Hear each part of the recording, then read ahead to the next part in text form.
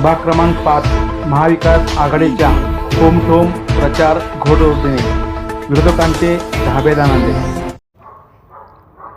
सोलापूर येथील सोलापूर महानगरपालिका सार्वत्रिक निवडणूक 2025-26च्या प्रभाग क्रमांक 5 महाविकास आघाडीचे उमेदवार कु. बंगाळे प्रज्ञा नागनाथ, काँग्रेस सौ. संपदा सोपान खांडेकर, राष्ट्रवादी काँग्रेस शरदचंद्र पवार, तर उबाटा गटाचे सौ. तोडकरी अनुजा गणेश आणि तसेच श्री सावंत परमेश्वर आबा सुब्राव यांनी आज सकाळी संतोषनगर बाळे आपल्या प्रभागात प्रचारास ठोम सुरुवात केली। तसेच प्रत्येक मतदारांना आपले मुद्दे व विकास कामाचा आराखडा सांगितला। आज सकाळी जस्ट कॉल मी न्यूज 24च्या वतीने या प्रभागात सर्वे केला असता या प्रभाग क्रमांक 5च्या मतदारसंघातून त्यांना चांगला प्रतिसाद मिळाल्याचे दिसून येत आहे। प्रत्येक उमेदवाराने आपले मनोगत व्यक्त केले। त्यामध्ये आबा यांनी असे सांगितले की सोलापुरात महत्त्वाचा सर्वात पाण्याचा प्रश्न आहे। लोक लहानाचे मोठे झाले, त्यांचे अर्ध्या आयुष्य संपले तरी अजूनही पाण्याचा प्रश्न सुटत नाही। याला पूर्णतः सोलापूरची महानगरपालिका जबाबदार आहे। आज पाणी रात्री अपरात्री कधी सोडले जाते, त्यामुळे आमच्या माता भगिनींना कधी उच्च दाब नसल्यामुळं मोटर लावून पाणी भरावं लागते आणि त्यामुळे विजेचा शॉक बसून कित्येक जणांचा बळी गेला आहे। ही फार मोठी दुर्दैवी घटना आहे आणि महत्त्वाची गोष्ट म्हणजे अशा घटना घडल्यामुळं जर लोकांना जर पाण्यासाठी जर आपला जीव द्यावा लागत असेल तर यासारखे दुर्दैवी कुठले नाही, असे श्री परमेश्वर आबा सावंत यांनी सांगितले। त्याचबरोबर आज महानगरपालिकेच्या भोंगळ कारभारामुळे लोकांना जिवंतपणी नाही तर मेल्यावरसुद्धा यातना भोगाव्या लागतात। म्हणजेच स्मशानभूमीचा महत्त्वाचा प्रश्न आहे। या स्मशानभूमीमध्ये लाईटची व्यवस्था नसते, पाणी असते नसते, दुर्गंधी आहे, त्याबरोबर मोकाट कुत्री फिरत असतात आणि याचा सर्वांचा त्रास म्हणजे संपूर्ण मानवी जीवनावर होत आहे आणि तेथील लोकांना जगण्याने नाही तर मरण्याने सुद्धा छळले होते, असे सोपान खांडेकर यांनी आपले मनोगत व्यक्त केले।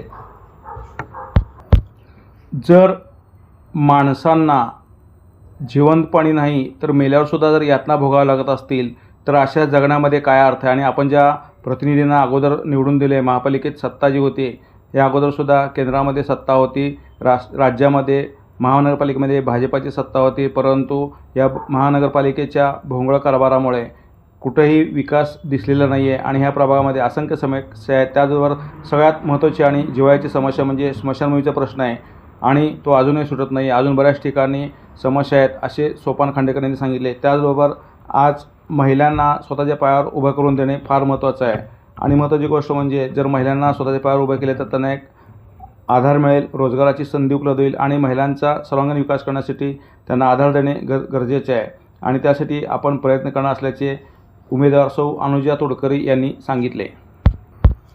त्याचबरोबर कुमारी प्रज्ञा बंगाळे यांनी असं सांगितले की आज प्रत्येक प्रश्नासाठी पुरुषांबरोबर पुरुषांच्या खांद्याला खांदा लावून महिलांनी सुद्धा प्रश्नांसाठी रस्त्यावर येणे गरजेचं आहे। त्यामुळे महिलांचा आवाज कोणी दाबू शकणार नाही आणि प्रत्येक महिलेने सुद्धा लक्षात ठेवावे की आपल्या समस्या आपण सुद्धा पुरुषाच्या बरोबरीने उभं राहावं आणि महिलांनी सुद्धा धाडस केलं पाहिजे। त्यासाठी महिलांनी आवाज उठवण्यासाठी रस्त्यावर येणं गरजेचं आहे, असं त्यांनी प्रत्येक ठिकाणी ठोम असा प्रचार केला आणि महत्त्वाचे मुद्दे आणि मांडले। त्यामुळं सर्वत्र त्या प्रभागामध्ये आनंदाचे वातावरण निर्माण झाले आहे आणि लोकांना त्यांनी आव्हान केले की आम्हाला एकदा संधी तर देऊन पहा, आम्ही नक्कीच विकास करूया आणि कायम सदैव तत्वर तुमच्या हाकेला आम्ही लगेचच उभं राहू, असं त्या म्हणल्यामुळं सर्वत्र वातावरण खूप चांगलं आहे आणि त्यामुळं विरोधकांना आता कधी नव्हे ते विरोधक आता जागे झाले आहेत आणि महत्त्वाची गोष्ट म्हणजे असा ठोम प्रचार आणि असे महत्त्वाचे मुद्दे मांडल्यामुळं विरोधकांनासुद्धा नामोहरण केल्यामुळं विरोधकांमध्ये फार विचित्र चित्र दिसत आहे। म्हणजे विरोधक आता त्यांचे धाबे दाणले असे दिसत आहे। नमस्कार, आपण पाहतात just call me news 24 Solapur. Just call me news 24ने आतापर्यंत बरेचसे सर्वे केलेले आहे। प्रत्येक प्रभागामध्ये प्रत्येक एरियामध्ये जाऊन पाहणी केली, तिकडच्या समस्या वगैरे काय। तर आपण प्रभाग क्रमांक 5 बाळे इथं आलेलो आहे।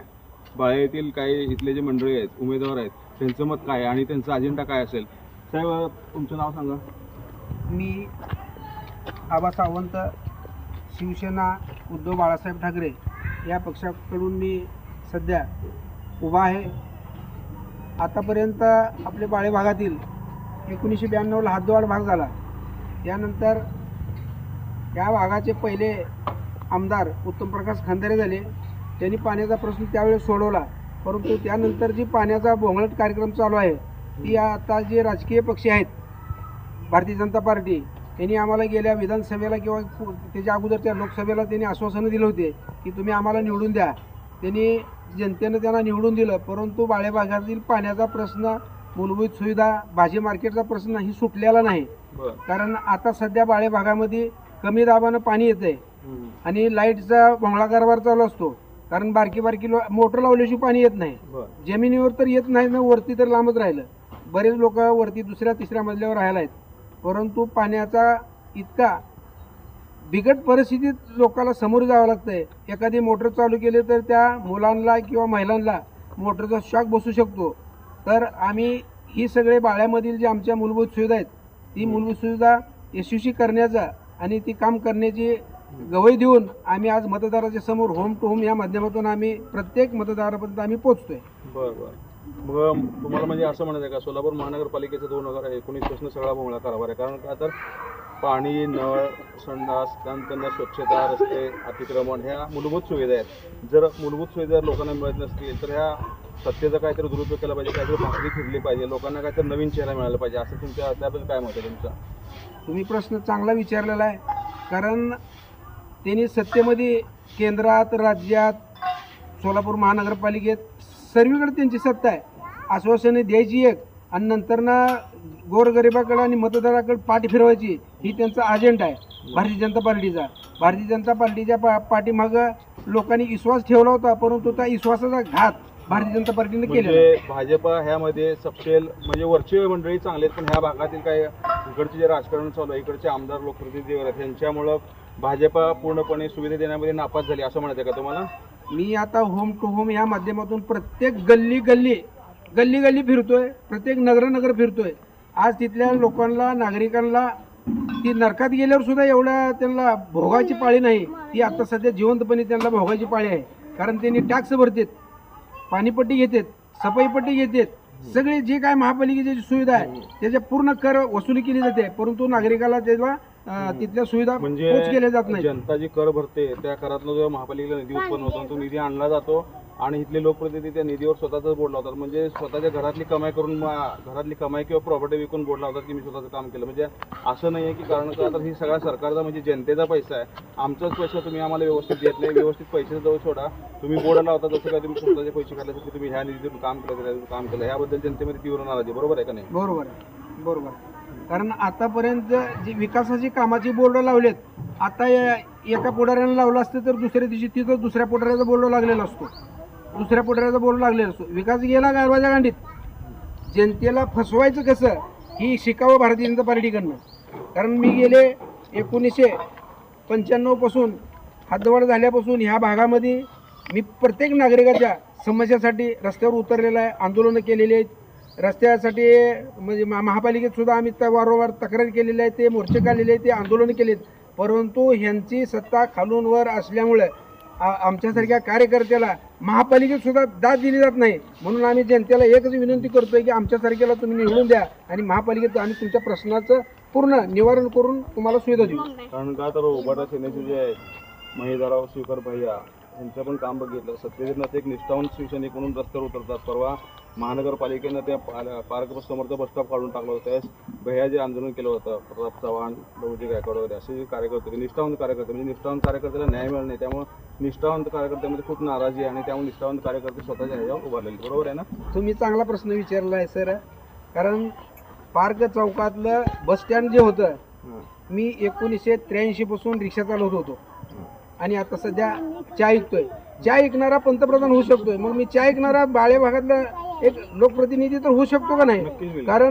कारण पार्क चौकातला जे बस स्टॉप होता ती ह्या भारतीय जनता पार्टीच्या नेत्यांना किंवा महानगरपालिकेच्या कर्मचाऱ्यांना ती विकून खावा लागला आहे. त्याच्यावर मी परवा बातमी पण केली होती की महापालिकेचे जे कर्मचारी परिवहनचे भाडको अधिकारी आहेत, मग मी त्यांना प्रश्न असा केला होता की तुम्ही ते बस स्टॉप काढून तिथे काय वारांगणाला उभा करणार, त्यांची भाड काय बसणार आहे असा प्रश्न केला होता. निष्ठावंत शिवसैनिकांनी तिथं आंदोलन केलं आणि आता सध्या तिथं बस स्टॉप उभारण्याचं काम पूर्ण प्रगतीपथावर झालेलं आहे. मी काल बघितलो, मी महापालिकेत गेलो होतो, तिथं कलर मारायला चालू आहे, स्टँड बनवलंय.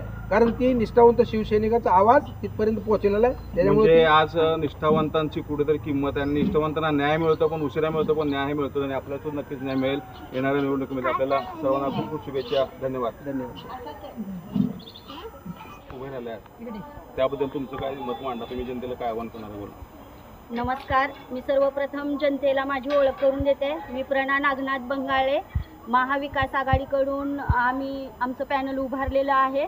मला काँग्रेस पक्षाकडून तिकीट मिळालेलं आहे आणि आम्ही खूप दिवस झालं जनतेमध्ये जाऊन होम टू होम जाऊन सर्वे करत आहोत.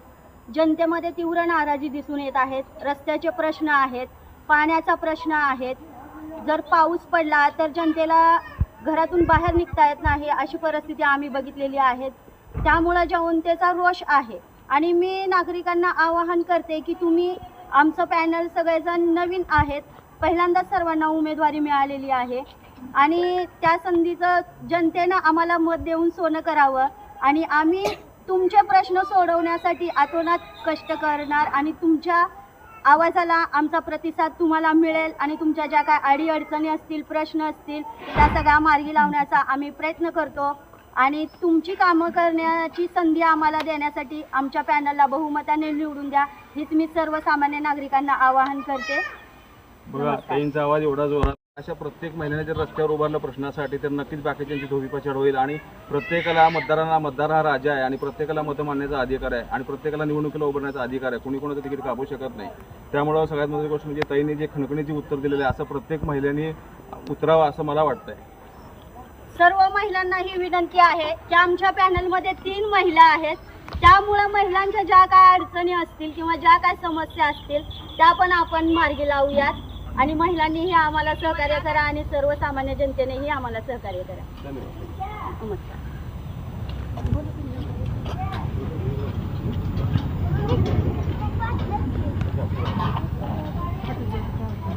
ते तुमचं नाव सांगा. मी अनुजा गणेश तोडकरी, शिवसेना उद्धव बाळासाहेब ठाकरे या पक्षाकडून मी अधिकृत उमेदवारी घेतलेली आहे आणि मी सर्वसामान्य कुटुंबातलीच आहे. त्यामुळे मी महिलांच्या समस्या खूप चांगल्या प्रकारे मी हे करू इच्छिते, समजून घेते आणि मला सर्वप्रथम जर मी निवडून आले तर मला महिलांसाठी स्वयंरोजगार हे करायचं आहे आणि जे नवयुवक आहेत, ते सुशिक्षित बेरोजगार आहेत, त्यांच्यासाठीही मला काहीतरी करायचं आहे. बघा, ताईने सांगितलं की जर नाही निवडून येणारच म्हणा, कारण कसं आहे, तुम्ही जर एवढं चांगलं काम करत असेल तर जनता नक्कीच तुमच्या पाठीशी उभी राहील.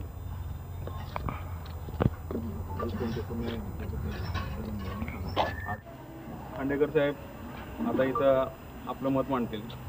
प्रभाग 5 मधून माझी मिसेस सौ संपदा खांडेकर उभे आहे.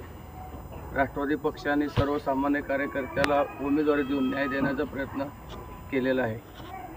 त्यासाठी मी सर्वप्रथम महेश गातेकर साहेबांचे आभार व्यक्त करतो, आभार मानतो.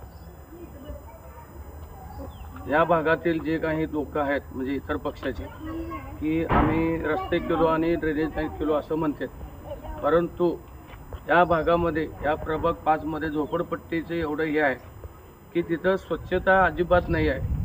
माझ्या मडकीवस्ती भागामध्ये माझी महिला माता भगिनी रस्त्यावर शौचालयाला बसत होती. आज 2017 पासून मी जवळजवळ 100 ते 200 शौचालय घर तेथे शौचालय उपक्रम राबवून महिलांना शौचालय देण्याचं काम केलेलं आहे. पाणी 5 ते 7 बोर मारलेले आहेत. त्यामुळं माझ्या माता भगिनींना बाहेर जाण्याची किंवा कुठं पाणी आणण्याची गरज नाही. लाईट असेल किंवा कुठले दवाखाने असतील किंवा कुठले असतील. त्याचबरोबर सगळ्यात खांडेकर साहेबांनी मध्ये जे सगळ्यात महत्त्वाचा जीवाचा प्रश्न होता, स्मशानभूमीचा प्रश्न हाताळला होता. स्वतः जाऊन त्यांनी चक्कर मारताना मी पाहिलेलं आहे की स्मशानभूमीमध्ये काय अडचण, कारण का तर माणूस जिवंत असताना माणसाला यातना तर होतात, पण मेल्यावर सुद्धा माणसाला सुख नाही आहे. मग हे काम पुण्याचं काम आहे आणि हे पुण्याचं काम खांडेकर साहेबांनी केलेलं मी बघितलेलं स्वतः की स्मशानभूमीमध्ये गेले होते, त्यांनी पाहणी केली. म्हणजे आज माणूस जिवंत असताना जर एवढ्या यातना होत असेल तर मेल्यावर सुद्धा माणसाला सुटका नाही, म्हणजे काय उपयोग आहे. त्यासाठी कुठंतरी बदल व्हायला पाहिजे आणि चांगल्या अशा निष्ठावंत लोकांनी समोर यायला पाहिजे, तरच प्रगती होईल.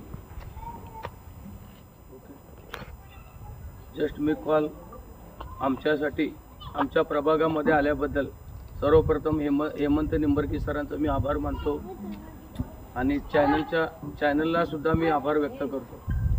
जय हिंद, जय महाराष्ट्र, जय भारत. धन्यवाद. आम्ही घेऊन आलो आहोत अशी बॅटरी जी 15 वर्षे टिकेल. होय, आणि मिळते तब्बल 78 महिने म्हणजे 6.5 वर्षे रिप्लेसमेंट वॉरंटी. ही आहे E10 ट्युब्युलर बॅटरी. जास्त काळ टिकण्यासाठी खास डिझाईन केलेली, टिकाऊ आणि मजबूत. आणि साइन वेव्ह इन्व्हर्टर बरोबर ऑफर चालू आहे. आपल्या सोलापुरात 2 शाखा आहेत, एक चौपाडात आणि दुसरी आसरा चौकात. एकदा घेतली की अनेक वर्ष खर्च नाही. E10 म्हणजे 25 वर्षांपासून आपल्या सोलापूरची विश्वासार्ह ऊर्जा.